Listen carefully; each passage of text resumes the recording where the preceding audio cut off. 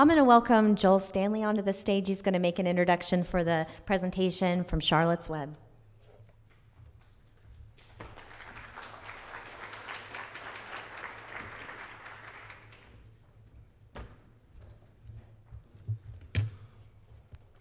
Hey everyone, as Colleen said, my name is Joel Stanley. I am one of the founders of Charlotte's Web and currently serve as chairman of the board. It is my pleasure to introduce to you Dr. Karyemaître Aliffe, who is going to talk a little bit about the endocannabinoid system, cannabinoids in general, and expound a little bit on what this great plant is, and also he has some great ways of explaining how our bodies, as unique and totally individual to one another, can respond to this plant, and kind of explain in some layman terms. So I think you'll find it very entertaining, but also very helpful. Dr. Aliffe began his studies at Harvard University and concluded his MD training at Stanford University. He has studied organic and medicinal chemistry. His MD PhD training was in cancer biology, molecular and clinical pharmacology. He did his Stanford Hospital residency in anesthesiology, intensive care, and also pain management. I think you're really going to enjoy this speech, so let's please welcome Dr. Aliffe.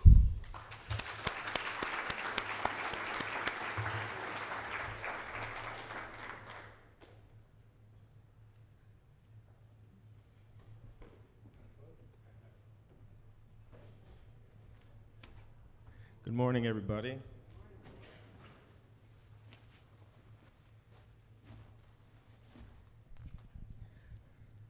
I'll try not to be too entertaining or else people won't think it's science. Is this the clicker? Yes? Okay. So I assume that you see what I see here. Ah, yeah, there it is. Okay. So just to start out with, thank you, Joel, for the introduction and concluding my medical training. That's an interesting term.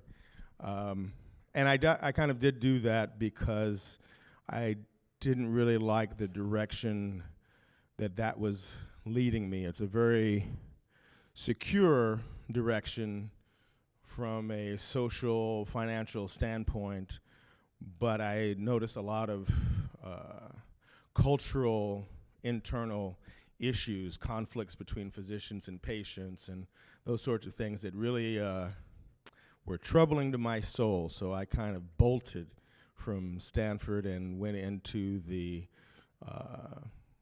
nutritional supplement startups and botanical medicine development space because of my background in medicinal chemistry. And so with cannabis coming along, it is like a perfect fit because really cannabis is an anesthesia substance, drug they refer to it as.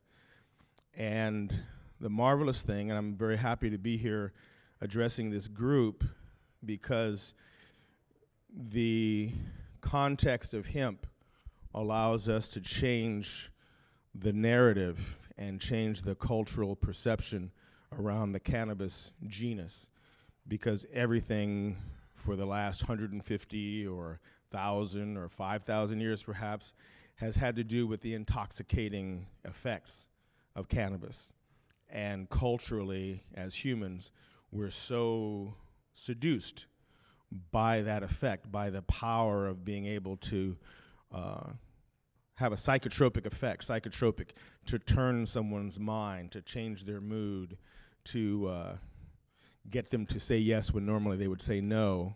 That is so compelling that people didn't really pay attention to things like anxiety, depression, stress, cancer, menstrual cramp pain, that sort of thing, because the other aspect is so compelling. And so then that leads cannabis and all of its near relatives off in a direction of recreational drug or abused drug and that sort of thing. So the work that you guys are doing is really important because it helps, as the previous speaker mentioned, it helps physicians like myself, researchers like myself, to have the freedom to explore and share the full medicinal capacity of this plant in its many manifestations through multiple subspecies. So this is really important. This work that people are doing at the political level, often, scientists and physicians make it seem as though what we do is more important than everyone else, and it's really not, because we're kind of stuck in this political space where we're allowed to do certain things and not allowed to do other things. So carpe diem, carpe sativum, seize the day and grab the plant at the same time.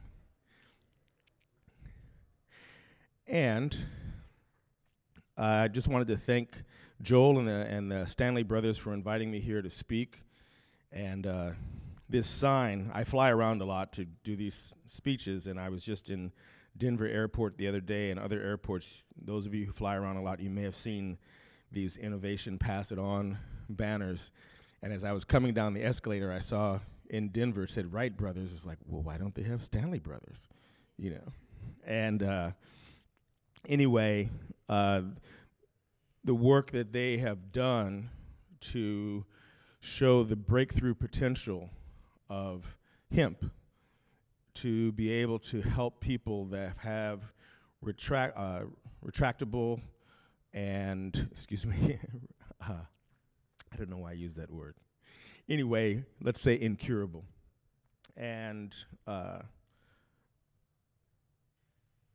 conditions that are life-threatening that conventional medicine is not dealing well with, and the opportunity of working with a family and the daughter of that family, that it exemplifies to the world how caring of a community this is, the hemp community, and also how gentle and safe these medicines can be beyond what pharmaceutical companies offer and often beyond what most physicians understand. So, as it says here, there's the Wright brothers, and they did their thing. The right idea will fly, innovation, pass it on. And then there's the Stanley brothers, bigger family, bigger ideas.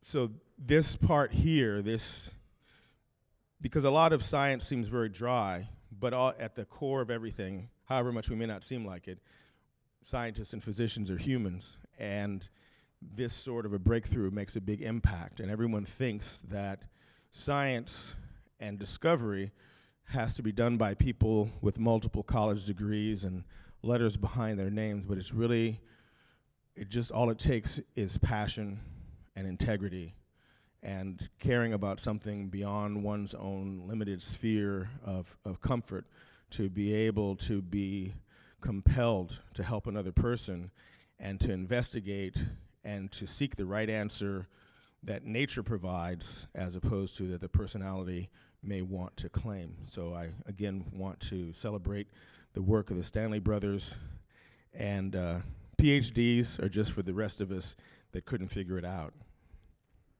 All the great people in the world, like Zuckerberg and Jobs and all those people, they're all college dropouts, so the college part isn't that important. So there are things that are known and there are things that are unknown. And in between, we encounter the doors of preception. And Google thought I made a mistake. And so they said, did you mean perception? And it only took them a little more than a half a second to think that I must be wrong. But preception is to have a preconception, this assumption that we have that we already know what this plant does. We already know what the dangers are, what the benefits are, and there's so much beyond what it is that we think that we know. So to start with, let's forget what you think that you know about hemp and cannabis from experiences in high school or college or yesterday. And do you really know cannabis? Because do you really know coffee? Cannabis and coffee are really the same. Okay, they're both psychotropic medicinal plants. One's regulated, the other one's not. As humans, at least in this culture that I am all of us seem to belong to. We have this tendency to blame the plant, like coca, like marijuana, cannabis. But it's what humans do with that plant that determines what the effects are. So in the Andes Mountains, coca is used just like coffee. People take the fresh leaves and chew it. It doesn't get anybody high. It just is a stimulant and gives people a feeling of energy, has a few adaptogenic effects. When you extract the cocaine from coca into this white powder and then sell it on the street, that's a different situation. Cocaine is used in the operating room. It's a perfect anesthetic for head and neck surgery. If you were to do that same thing, distilling out, extracting out the isolate from coffee into caffeine and sell it on the street and have people snort the white powder, you'd have pretty much the same spectrum of problems. Cardiac arrest, heart attack, stroke, that sort of thing. And maybe somewhere in the world there are people that don't have access to cocaine or opiates, and maybe they do that with coffee and we just don't know about it. Maybe in Kuwait or someplace where they have lots of coffee. So it's not the plant's fault.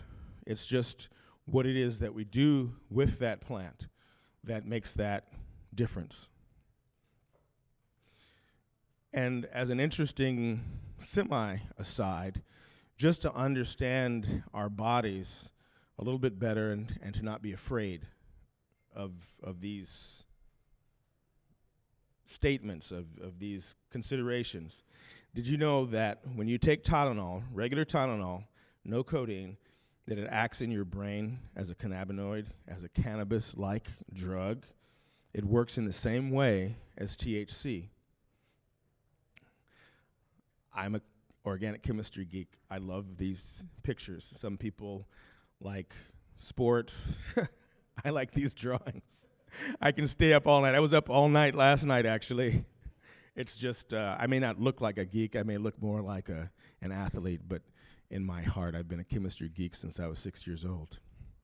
So when you take acetaminophen, Tylenol, into your body, the liver transforms it. The liver is like this amazing alchemist. It's like this amazing person, maybe mother-in-law or something like that, that you could bring in a big bouquet of flowers to decorate, you know, all the tables. You've ordered it, you've set it all up, you've got your arrangement, and this person says, oh, I think the daisies should go there, and the roses should go here, and the petunias should go here, and they rearrange everything. That's what the liver does. When you eat, when you take drugs, you might think you took this drug, but the liver is going to change it into another molecular structure. And when it does, it has a different effect. So in this case here, the conversion of Tylenol into this other molecule makes it able to combine with what's called arachidonic acid, which is floating around in the body all the time. And when it combines with that, it turns into a molecule that looks a lot like the endogenous cannabinoids or endocannabinoids. And even without being in love with organic chemistry, you can probably recognize the similarity of those shapes. So the reason that Tylenol helps you take your pain away is because it's THC with a blue pinstripe suit, okay? So it's socially acceptable. It's even okay to give it to children. It's in a syrup, in a pill, in a capsule, all those sorts of things. And so I mention it because it could help us to not be afraid of what's going on at that CB1 receptor. I know that the general public is, but because the work that you guys are doing is so important, to know that the CB1 receptor is not some criminal underground site. It's part of our human body, or else it wouldn't be there. So quickly, just to talk about Tylenol just a little bit. Tylenol has an anxiolytic effect, and it's mediated through endocannabinoids via CB1 receptors.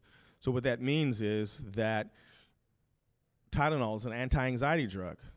That means that it is psychotropic. It is psychoactive. It's really not a bad word. It's just been used that way. It's like Jessica Rabbit. It's not really bad. It's just drawn that way.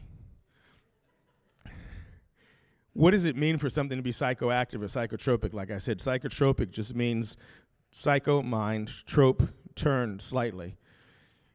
If you come home, say, one Friday, the end of the week, and you feel stressed and worn out, and you see your kids or your grandkids, and they give you a big hug, and you feel better, your heart rate kind of settles down, your blood pressure kind of settles down, and instead of having a shot of whiskey or tequila, you kind of feel like playing Pokemon or something like that with the kids. That is a psychotropic effect, okay? Companion animals are psychotropic, okay? They're just not regulated. Well, mildly regulated. So I mention that because as this hockey stick continues to grow in this spectrum, picky people are going to ask you pointed questions, and if you don't get that question precisely right, they're going to use that against you. So saying that CBD is not psychoactive and is not psychotropic is not technically correct. It's an important thing to say to legislators, perhaps, and all those sorts of things, but once you're in print, and you know the internet lives forever. It's like ancient Rome. It's etched in stone. It doesn't go away. And so you don't want to be on the wrong side of that issue of liability or accountability. So I can offer to you an alternate phrase. THC seems to produce intoxication. It has an intoxicating psychotropic effect, okay? And that's different than hugging your grandkids. It's different than CBD. Can you get addicted to something that's psychotropic? Well, some people get addicted to coffee. Some people get addicted to companion animals and grandchildren, okay? So those things that modify our behavior and give us a reward, like Facebook, can be addictive, okay? So that's just part of being human. So here's another aspect of Tylenol. It blunts evaluation sensitivity to both negative and positive stimuli. What does that mean? It means that when people take Tylenol, they're kind of blasé. They're not going to get really excited, and they're not going to get really depressed. What does that remind you of? Doesn't that sound like stoners on a couch? Dude, did we score a touchdown or did we fumble? I don't know. I changed the channel. It's this space that normally we would associate with this bad drug. It's Tylenol. The only thing that Tylenol ever did wrong was be used by some terrorist person to give cyanide to people about 30 years ago. But otherwise than that, it's a primarily safe drug. So here's this study, and I only have about 20 minutes, so I won't go into the details of it, but it basically shows that this simple drug that's available over the counter, unregulated, has the ability to blunt the effect of positive or negative stimuli, joy or sadness, car accidents or winning the lottery, all those sorts of things. Sounds a lot like THC. It also reduces social pain, the pain of rejection, like not getting that job that you interviewed for, or just the fear of not getting that job. So you could like pre-treat with Tylenol as you're on your way to the interview, or to the VC, VC is not ventriloquist. What does it stand for? Venture capitalist. To the meeting with the venture capitalist, and you maybe you're a little bit nervous, have a little bit of Tylenol. You won't smell like weed. So this is amazing stuff, especially for a geeky person like me, because it flies in the face of all of the attitudes that people have about cannabis. So I want to arm you with that information. So here's like the big take-home message. Tylenol reduces behavioral and neural responses associated with the pain of social rejection, demonstrating substantial overlap between social and physical pain. Now, medicine has a tendency to be a bit patronizing, patriarchal, and misogynist. And when women go to doctors with vague, as they're called, complaints about pains, like fibromyalgia or menstrual cramps, the doctors like to tell them it's all in your head. You know, it's just this thing. This study is showing that the human body and brain do not fundamentally distinguish between social, emotional, and physical pain, and they feed into each other. And the more you get stressed, the more your physical pain flares up, okay? A guy will point to his swollen ankle from having worked out and played rugby and say, well, that's why I'm cranky, my ankle, okay? And our culture accepts that. And a woman is like, well, I kind of feel achy all over, and I'm not, just like, are you on your period again? Okay? That dismissive attitude, the beautiful thing about cannabis, the beautiful thing about hemp is it gives us the opportunity to understand what's going on and have a bit of gender equality in that space of constitutive, as they're called, constitutional symptoms of pain, malaise, depression, anxiety. And here's a very interesting thing for me. Tylenol attenuates error evaluation in the cortex. What that means is that when you take Tylenol, you will think that you're doing better than you're doing. You'll think that you're driving better than you're really driving, you know. So the guy on Tylenol is like, whoa, over on the shoulder of the road, oh, going a little bit too fast. It's like, hey, dude, stay on the road. I'm driving fine, okay? That's Tylenol. That's just that over-the-counter stuff, okay? And it's more toxic than cannabis. So here is like the amazing, amazing statement.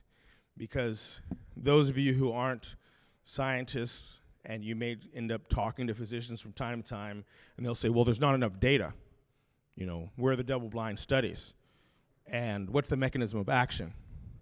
When I started medical school back in the 80s, I was in pharmacology class one day, and they were talking about pain medications like aspirin.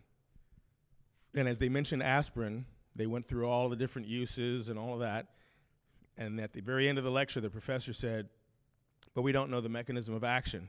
I almost fell out of my chair. You mean you at Stanford, professor of pharmacology that I'm paying, you don't know the mechanism of action of aspirin? It was too late to get my money back.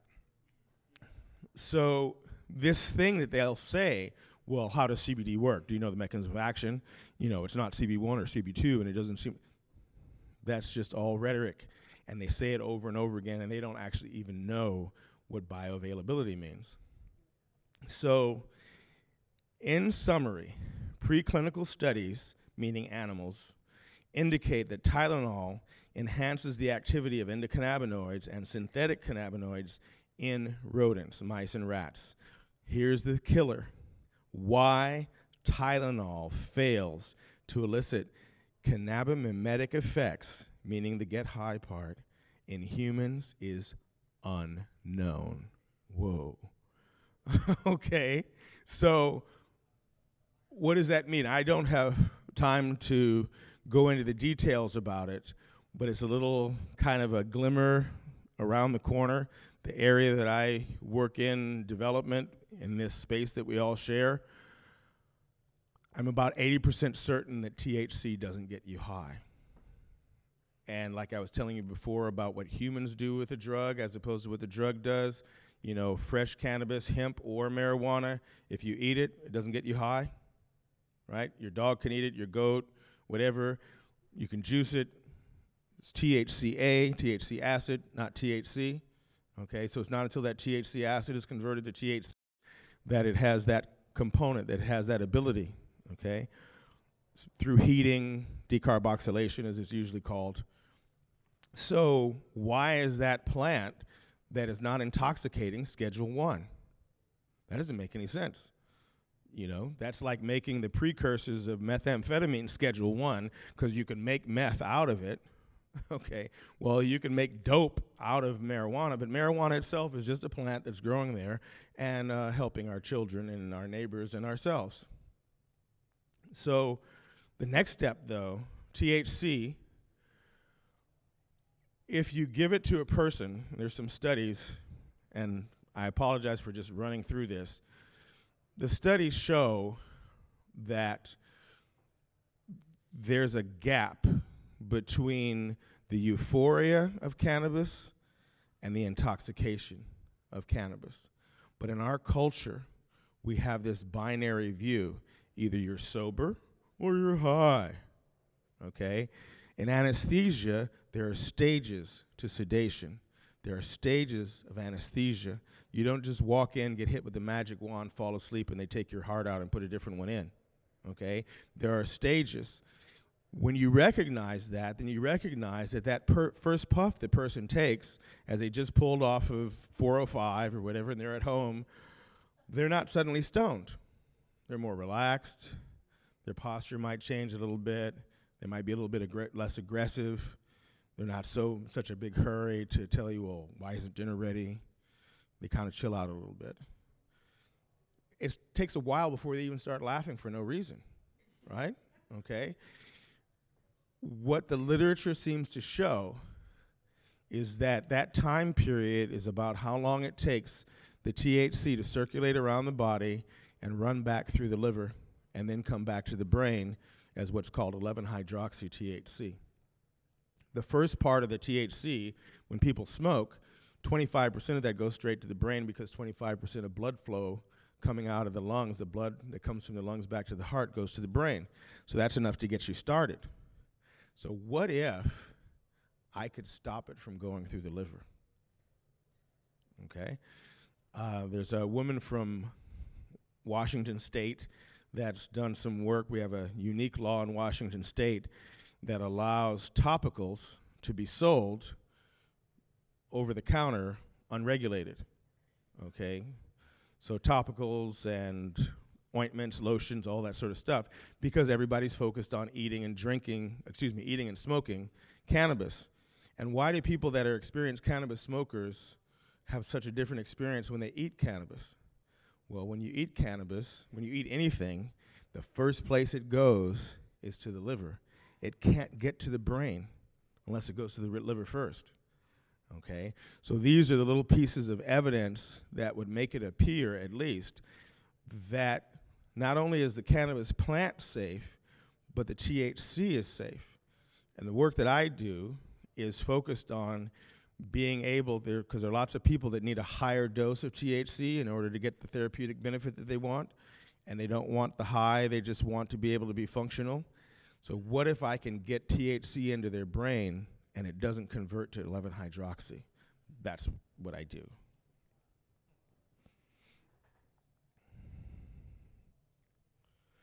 So I have no idea what time it is. And I know lunch comes after this. And I was kind of up all night, and I took a red eye to get here. So if somebody wants to throw fruit or something at me to let me know, then I'll know. Otherwise, I'll talk until voting day, and then I'll hide because the voting day is going to be crazy. So I'll just continue until it's time for me to stop. And I have another session this afternoon, and I'll just pick up wherever I left off because I don't really know how to stop and start. So the new age of patient autonomy. I mentioned this here. It's an article from the Journal of the American Medical Association from October of this year. And the real point of this is looking at how the patient-doctor relationship is changing and how it's going from being a very patronizing or patriarchal, paternalist system to one where the patient has a lot more autonomy. And in my mind, it's analogous to the Gutenberg Bible and the 1600s when suddenly people were able to read the word of their religion, of their God, on their own without the interpretation of a priest. Physicians have a tendency to be very priestly. And this is talking about how, since the 50s, that priest status has kind of deteriorated to where people feel they should have another choice. Cannabis is going to play a huge role in this. Why is that? because cannabis is a medicine of the people, okay? The people have more experience with cannabis than the physicians do. Now, parenthetically, I'll say that that's not really true, because I know lots of physicians, because I went to school with them, and I went to undergrad with them. And I have a friend that graduated from Harvard Medical School and is an internist in Massachusetts who got high every night at 10 p.m. He didn't use 420 because we still had classes. But every night, no matter what studying, whatever exam we had, he would stop, he would roll his joint, and he would explain to me the difference between Maui Wowie and Thai stick and all that stuff. And I was like, I don't know. But he went through 4 years of Harvard as a kid from the south side of Chicago, and he got into Harvard Medical School. So all that stuff they tell you about how it addles the brain of young people, teenagers, and whatever, he's like the poster child with the middle finger sticking up and saying like, you don't know as much as you think you do. So this thing, though, to me, this is very important because it's important to me that patients and physicians be partners, okay? Because how can anybody know someone else's pain unless they're like absolutely clairvoyant, mystic, shaman person? But just as a physician, I mean, a lot of spouses don't know their spouse's pain. They sleep with them, next to them, but they don't really know. And men have a tendency to hide pain. So how can I tell you that you need 25 milligrams of CBD and less than 5 to 10 milligrams of THC? It should be a 2 to 5 to 1 to 3 to 1 pi r squared ratio. When I don't live with you, I don't love you, I'm not even your neighbor, my kids don't play soccer with your kids, on what basis could I say that? It's on the basis of this belief that humans are statistical variants, primarily normal, and that a double-blind, placebo-controlled clinical trial will tell me everything. It's like guys who read a book to go to a bar to pick up a chick, and they never look at the person, they just look at her data on the internet. It's like, let's leave that in the past, and especially if somebody has cancer, but even if somebody just has difficulty smiling, what if we actually paid attention to that person? So all that stuff that physicians say about, well, we don't know what the dosage is.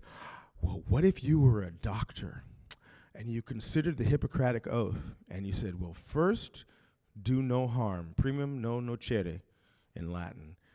Will hemp harm the person? No. Do you know what it will do? Not necessarily, but it won't harm them. Oh, so it's a control issue. I understand. But maybe you can let go of that control issue. 2 minutes? Okay, great. Maybe we can let go of that control issue to actually help people. So that's why, to me, this is very important. Cannabis is going to change that whole space because the information has been so regulated and so restricted that people have had to seek out alternative forms of information in order to get the information that they need. And this is beautiful to me because, like I said, the information comes up from the grassroots. It's not coming from Pfizer and Merck or even GW Pharma as much as they may want to patent presumed expertise. So it's an interesting article because it's written by physicians talking about how much this issue, this space is changing. And so just to close, this new age of patient autonomy and the implications for the patient-physician relationship, things like telemedicine, things like the patient coming and saying, this is what I need, can you help me? Because I know that you know the difference between a red and a white blood cell. I know you know how to read an x-ray, but I know me. So let's partner on this, okay? This is a vehicle, this body, that most of us don't know that well. And those of us who've gone to medical school may know it a little bit better, because a lot of times we have a tendency to run this body like some people run their cars. They don't change the oil. They don't pay attention to the gas gauge, and it breaks down on the freeway, and they wonder why, okay? So, but people are becoming more informed, and the doctor should be partnering with the client, patients, but also the dispensaries, the growers, this whole space to understand this. It's a lot for people to learn, but if they're that smart, it won't take that long. So the therapeutic use of hemp cannabis is presently driven by personal choice rather than patients relying upon medical guidance. Physicians have been slow to educate themselves about the endocannabinoid system and the therapeutic opportunity of modulating it with hemp cannabis agents. The financial opportunity of providing medical guidance to the growing population of individuals who are just beginning to accept and demand safe and effective hemp cannabis therapeutic options will not be overlooked, because fundamentally, especially private practice and HMO practice is a business, and they seek to make money. So they won't overlook it for long, okay? The therapeutic use of hemp cannabis is sure to play a central role in the changing patient-physician relationship, also known as telemedicine. The key is the integrity of this group of always producing reliable, consistent, excellent products. Nothing that's going to make anyone sick. Nothing that just gets sold on a street corner and there's no trail, there's no paper trail. We need to provide people with the same level of accountability or greater as what they're used to from pharmaceutical companies, okay? We need to do it better than Monsanto, okay, at the very least.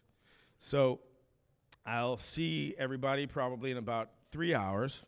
In the meantime, eat well, be happy, feed your endocannabinoid system that you think different and heal different and change the world. Thank you.